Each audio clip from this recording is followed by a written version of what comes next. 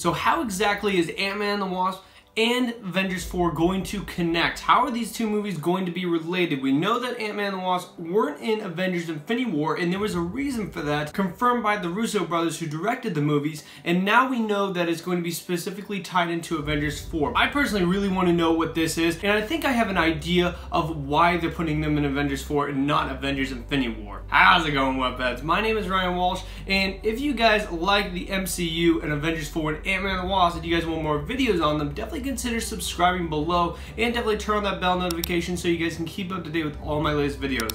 But with all that out of the way, let's get into the video, Webheads. So there is definitely a big reason of why the Russo brothers didn't include Ant-Man and the Wasp within Avengers Infinity War. Now that movie has passed by a couple weeks, so I think it's no spoiler that they're not going to be in the movie. I think everybody really knew that they weren't going to be in the movie, except maybe for like a brief cameo, just a brief mention on the characters, and that's really it, even though we know that the Ant-Man and the Wasp movie is going to take place between Civil War and Avengers Infinity War. So why would they have Ant-Man in Civil War but not have them in Avengers Infinity War? That doesn't really make sense unless they can't really find Ant-Man or the Wasp. And they did go on about this in the movie, and really Captain America and I think it was Black Widow as well, they said that the reason they can't recruit Ant-Man in this movie is really because he was on house arrest because of his family, and of course Hawkeye had the same reasoning. They both were on house arrest because of their families, their family situations. So that's what's really going on. And we do see a little bit of that in the Ant-Man and the Wasp trailer. So I'm really wondering, is that really a legitimate answer for Infinity War? I feel like they actually broke them out of the Raft prison. So why couldn't they just go to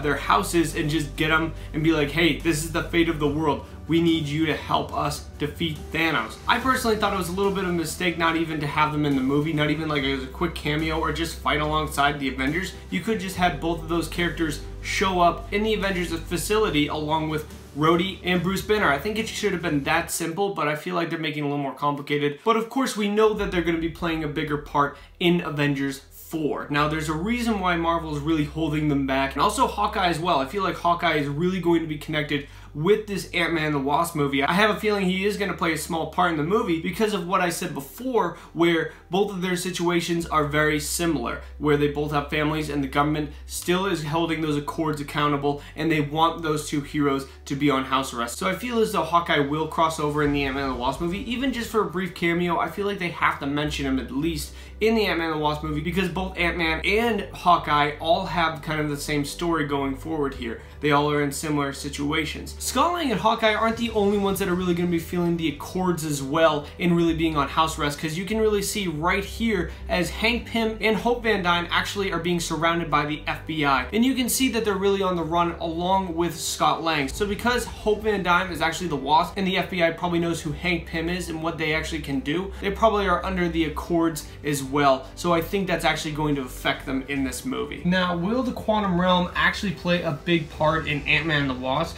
The villain Ghost is a really big part of the Quantum Realm as well, as kind of explained in the trailer. So how I'm really thinking about this entire Ant-Man and the Wasp trailer and how I think Ant-Man and the Wasp is actually going to play out. Ghost gets released from the Quantum Realm as Hank Pym tries to actually open up the Quantum Realm and go and save Janet Van Dyne. It looks like he's actually going to be using that to go into the Quantum Realm because of this picture right here, and just seeing that that is actually the pod that goes into the Quantum Realm, and that's how they're going to explore it. You can see him here. Obviously he's obsessed by saving Janet Van Dyne, and then when he actually opens it up and he sees Ghost pop out, that's when Ghost is actually going to be released. I feel like the whole movie is really going to be them trying to chase around Ghost, and then something leads them into the Quantum Realm, and then they actually explore, they save Janet Van Dyne, but at the same time I feel as though they will be there for when Avengers Infinity War is actually going on. Maybe this is happening at the exact same time or just a little bit before, and then in the Quantum Realm time isn't really a factor there, so maybe when they come out of the Quantum Realm a lot of time has actually passed, and then they end up in Avengers 4, because obviously after the events of Infinity War, Thanos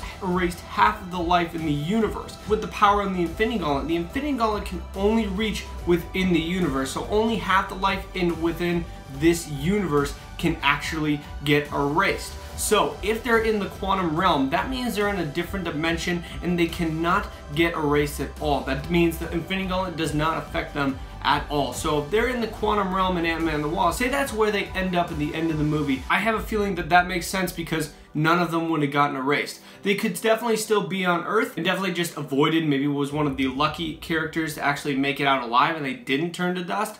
I have a feeling though that they're in the quantum realm, so they're going to be safe, and I think that's the only connection that the quantum realm is really going to be playing a big part of within this, because the Russo brothers, and I'm pretty sure the writers as well, came out and said that there are not going to be different dimensions within Avengers 4. So I think the only thing that's going to play a big part in Avengers 4 is going to be the time travel. I think time travel is the only thing that's going to be playing a big part in that, because we know that the casting has been confirmed for an older Cassie, the daughter of Scott Lang, so we know that's going to happen. So I have a feeling that there is going to be time jumps, and we've seen those Avengers 4 set photos with the Avengers in their original costumes. That's been on the internet for months, and we know that definitely is going to happen, so I'm thinking that it's only going to be about time travel. I think time travel is the only thing that actually is going to be in this movie, but I feel as though the time travel will not be with Infinity Stone. Instead, it will actually be with Stark Tech. And I do think the only reason why Ant-Man and the Wasp is going to connect with Avengers 4 is really just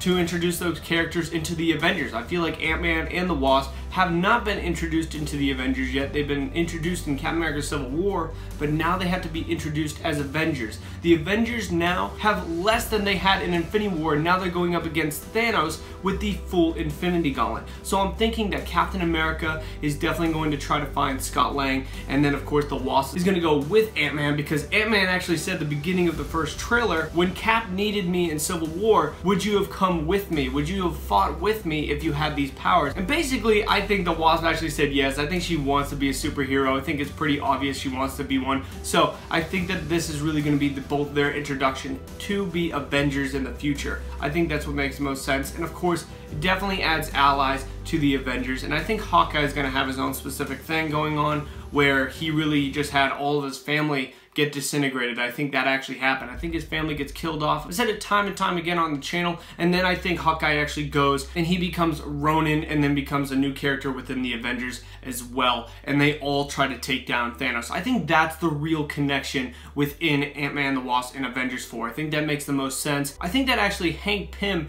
and Ant-Man are actually going to play a big part in the time travel part as well. I feel like Hank Pym is one of the smartest people on the planet. I think he can definitely aid Tony Stark in actually helping him create a device that actually brings them back to the past or goes to the future. So I think that's what's actually going to happen, and that's why these two movies are going to be connected. Of course, guys, if you like this video, definitely consider checking out 2 of my other videos on Avengers 4 in the MCU. Also, definitely consider subscribing right over here to Webhead if you guys want more videos on Ant-Man and the Wasp and Avengers 4. But guys, thank you very much for watching. I really do appreciate it. Bye-bye.